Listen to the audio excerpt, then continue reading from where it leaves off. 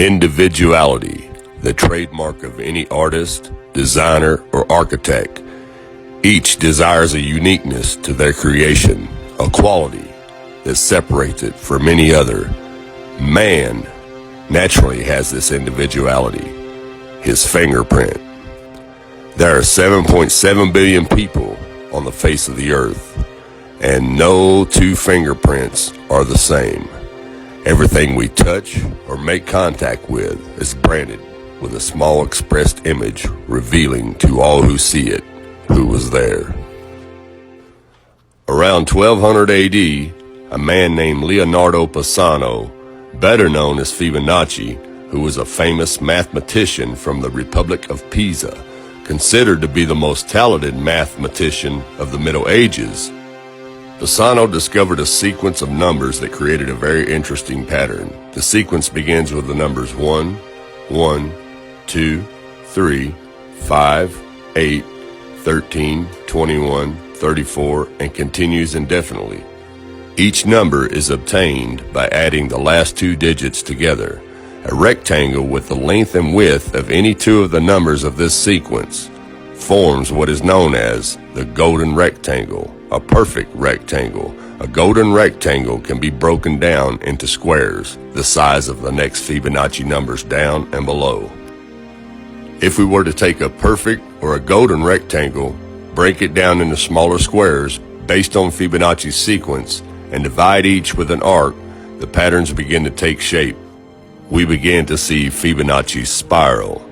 The spiral in and of itself is insignificant.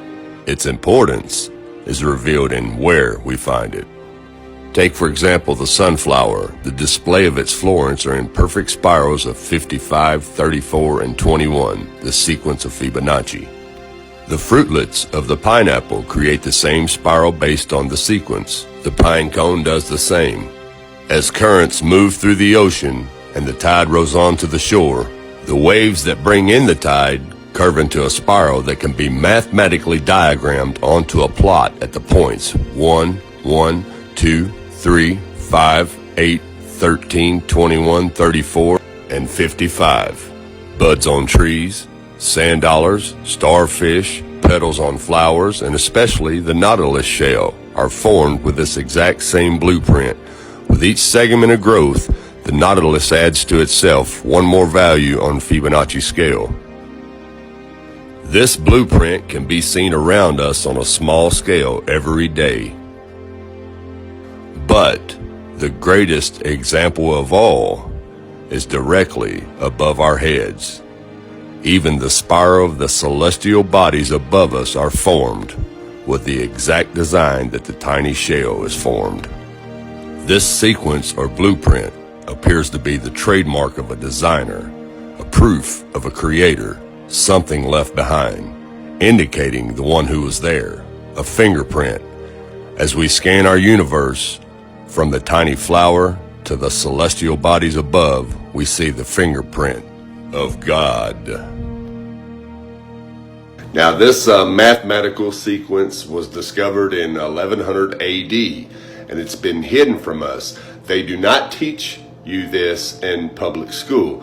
Now, I'm going to switch the camera around and show you how this works really quick.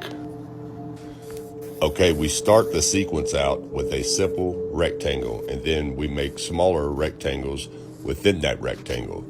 Okay, now here's the sequence. 1 plus 1 equals 2. 1 plus 2 equals 3. 2 plus 3 equals 5. 3 plus 5 equals 8.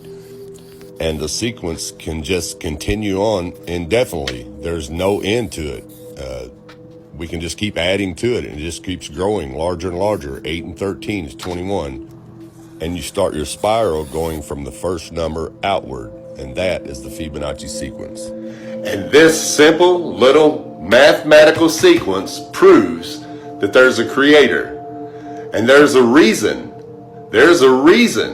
why the government would not allow this, well, actually not allow it. They won't fund this sequence to be taught in public schools. Even though it was discovered almost 1,000 years ago, there's a reason why they will not fund this mathematical sequence to be taught in school. For one, it proves there's only one creator, one fingerprint who created everything, because everything, every design created lines up with this sequence. And if they taught that in school, it would wake a lot of people up and they'd be like, well, wait a minute. Everything on Earth has this same mathematical design, all the way down to our own DNA. You see what I'm saying? It would kill evolution theory and it would kill the Big Bang theory. That's why this is not allowed to be taught in the public schools. It's time to wake up, people. Thanks for watching, and God bless.